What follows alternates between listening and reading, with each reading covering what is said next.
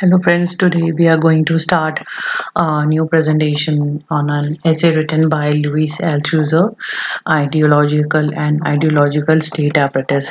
So let's get into the presentation. So as you know, who is Louis Althusser? He was a structuralist Marxist and he wrote Ideologic and Ideological State Apparatus in French, which was published in 1917 and later it translated by Ben Brewster. In this essay, Althusser tells how the condition of means of production and productive forces are reproduced and maintained in the society. In order to advance the theory of the state, it is indispensable to take into account the distinction between state power and state apparatus. What is the ideological? Mostly we have written ISAs, so this is the meaning of ideological state apparatus. They must not be confused with the repressive state apparatus. And in Marxist theory, the state apparatus contains the government, administration, the army, the police, the court, the prisons, etc., called the repressive state apparatus. Repressive suggests that the state apparatus in question functions by violence, means mostly the violence committed by the repressive state apparatus. Ideological state apparatus are a certain number of realities which present themselves to the immediate observer in the form of distinct and specialized institutions. State apparatus. The religious ISA is the system of the different churches. The educational ISA is the system of different public and private schools. The family ISA, the political ISA means the political system, including the different parties. The trade union ISA, the worker means the worker union. The communication ISA means press, radio, and television, etc. And the cultural ISA means literature, the arts, and the sports, etc. So this is the main small diagram of flowchart represent the state apparatus, which is the main part of the repressive institution and the ideological institution. State apparatus work on both the institution, whereas ideological institution work on the imaginary and as well as the material aspect of the society. So the difference we knew also said that the ISA must not be confused with the repressive state apparatus. So what is the difference? At first moment, it is clear that while there is one repressive state apparatus and there is a plurality of ideological state apparatus to govern, even presupposing that it exists, the unity that constitute this plurality of ISAs are the body is not immediately visible. And the second moment, it is clear whereas the unified means repressive state apparatus belong entirely to the public domain, much the larger part of the ideological state apparatus are the private part of the private domain. So churches, parties, trade unions, families, some schools, mostly newspapers, cultural ventures, etc., etc., are the private state apparatus.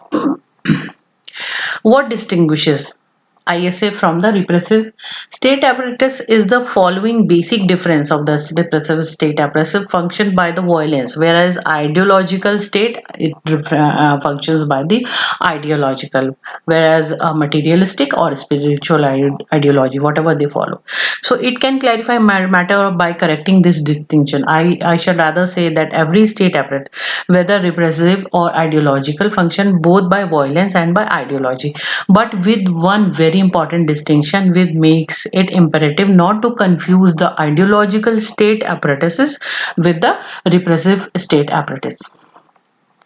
The repressive state apparatus function massively and predominantly by repression, including the physical repression, while functioning secondarily by ideology. There is no such thing as purely repressive apparatus. For example, the army and the police also function by ideology, both to ensure their own cohesion and reproduction, and in the value they propound externally. Ideological state apparatus function massively in predominantly by ideology, but they also function secondarily by repression. There is no such thing as purely ideological apparatus. For example, schools, churches use suitable methods of punishment, expulsion, selection, etc., to discipline the students student. The same is the true for of the family, and the same is true of the cultural IS apparatus, like censorship among the things and among the public, etc. So this is the diagram which demonstrate the base of the society and the structure made by the society's superstructure law, what they follow ideological and repressive things. And apart from this, material forces of production, what are their shapes of the superstructure, and second, what maintains the social relation of production within the society. No class can hold state power over a long period without at a same line exercising its hegemony over and in a state ideological apparatus. Like example, Lenin's anguished concern to revolutionize the educational ideological state apparatus, among others, simply to make it possible for the Soviet proletariat, who has seized state power, to secure the future of the dictatorship of the proletariat and the transition to socialism. An ideology always exists in an apparatus, and its practice or practices the existence is material. What happens to the individual who live in ideology means to determine the religious and ethical things in the representation form.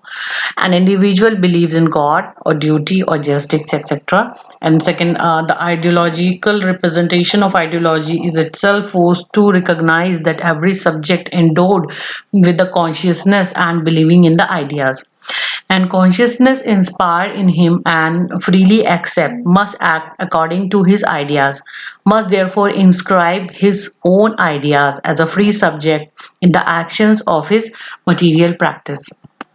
So here is the list of four inscription of material. This materialism, the four inscription of the objective material modalities, like the materiality of the displacement for going to mass, of kneeling down gesture, of the sign of the cross, of the sentence of a prayer, or an act of contrition or penitence, and like disappear the term ideas, survive the term subject consciousness, beliefs, actions, appear the term practices, rituals, and ideological apparatus.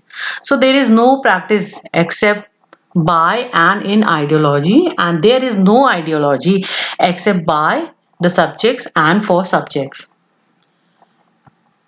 Ideology interpolates individual as subject.